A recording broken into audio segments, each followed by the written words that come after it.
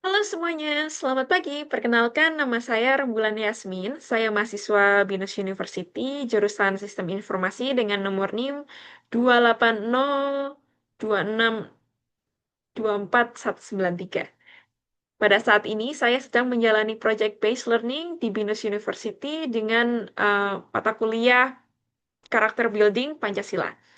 Di video kali ini, saya akan membahas laporan kelompok saya tentang pojok literasi digital, yaitu optimalisasi teknologi low cost untuk pemerataan akses belajar bagi anak-anak di wilayah kumuh perkotaan.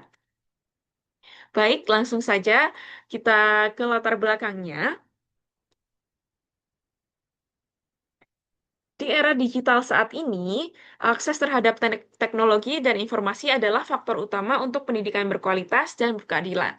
Namun, banyak anak di wilayah kumuh perkotaan hidup dalam ekonomi terbatas dan infrastruktur yang minim. Mereka menghadapi potensially hambatan yang besar untuk mengakses perangkat digital dan koneksi internet yang layak. Maka dari itu muncullah teori-teori di bawah ini yang mendukung latar belakang yang saya sebutkan tadi dari digital divide, eh, teori digital divide dari Van Cijk tahun 2005 yang menjelaskan bahwa ada 4 dimensi, yaitu akses fisik, akses motivasi, akses keterampilan, dan akses penggunaan yang efektif. Yang kondisi ini tuh membuat ketimpangan kesempatan belajar makin lebar. Lalu dari UNESCO juga tahun 2020 menyoroti bahwa bagaimana keterbatasan infrastruktur dan pendapatan memperparah kesenjangan digital di negara berkembang. Selanjutnya, di tahun 2021, UNICEF juga menambahkan bahwa dampaknya itu tidak hanya pada hasil akademik, namun juga psikososial anak. Hal tersebut, tujuan kita itu selaras dengan SDG number 4, yaitu pendidikan berkualitas dengan mengintegrasikan solusi teknologi yang low cost yang bisa diakses komunitas secara berkelanjutan. Dari latar belakang tersebut, muncullah beberapa rumusan masalah seperti di bawah ini, yaitu yang pertama, bagaimana memastikan anak-anak di wilayah kumuh dapat mengakses pendidikan berkualitas melalui teknologi low cost yang mudah digunakan.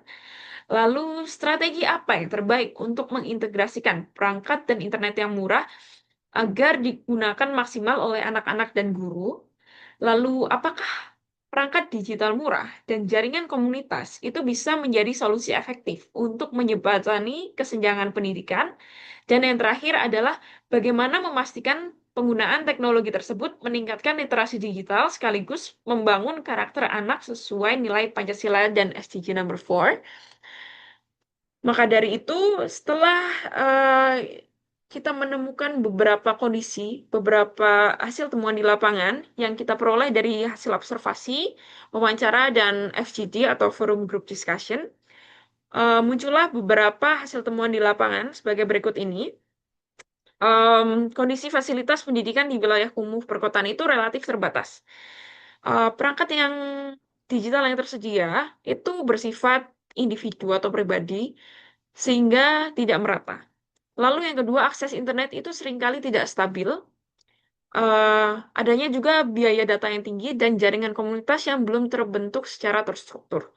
Lalu yang ketiga, adanya minat belajar anak itu sebenarnya tetap tinggi ketika ada dukungan dari komunitas dan metode belajar yang relevan. Lalu yang terakhir yaitu ini dapat berpotensi besar jika ada titik fasilitator seperti pojok literasi yang dikelola oleh kader lokal, seperti ibu PKK maupun relawan mahasiswa. Lalu, solusi yang kita dapatkan, eh, ada 3 pilar. Kita berfokus pada 3 pilar di atas ini. Yang pertama, perangkat low cost.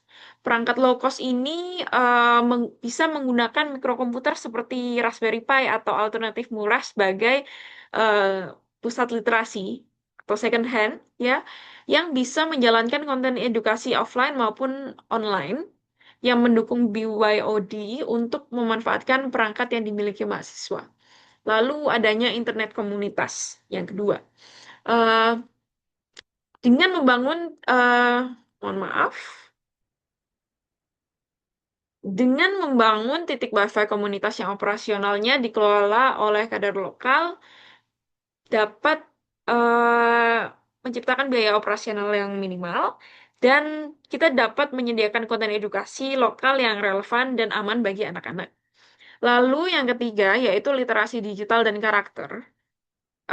Workshop kita bisa em, mengadakan workshop literasi digital berkelanjutan untuk anak-anak dan orang tua, atau pelatihan keamanan cyber dasar atau etika online serta klub belajar peer learning untuk mengasah soft skill, kepercayaan diri, kerjasama, dan presentasi. Hal ini eh, dapat mengintegrasikan nilai-nilai Pancasila seperti gotong royong, kemanusiaan, peduli kepada sesama, dan keadilan sosial melalui akses pendidikan yang lebih merata, serta didukung juga dengan teori yang mendukung. Em, Lalu lanjut, setelah menjalankan proyek, saya dapat merefleksikan pengalaman di luar negeri saya membuat saya melihat pentingnya konteks budaya dan kebutuhan lokal.